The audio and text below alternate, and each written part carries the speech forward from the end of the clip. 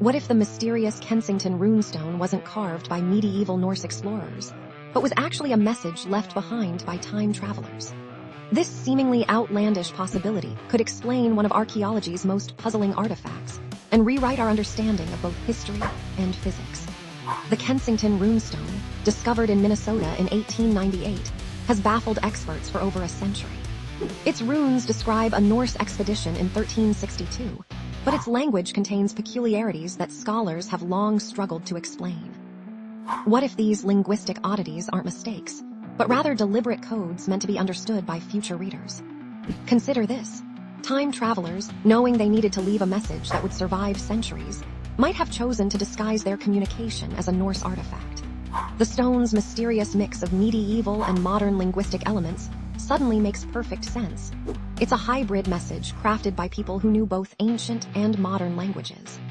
The implications spiral outward in fascinating directions. If time travelers left this message, what were they trying to tell us? The stone's text describes death and disaster. Could it be a warning about future events?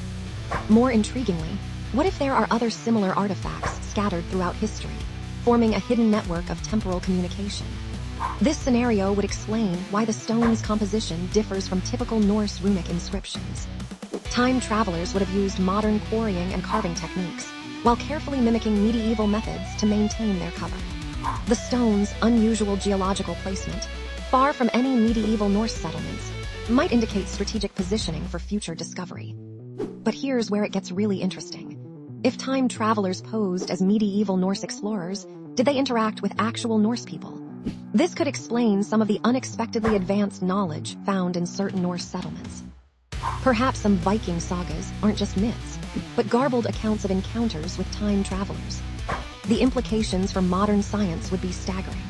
The stone's material composition might contain subtle clues about future technology.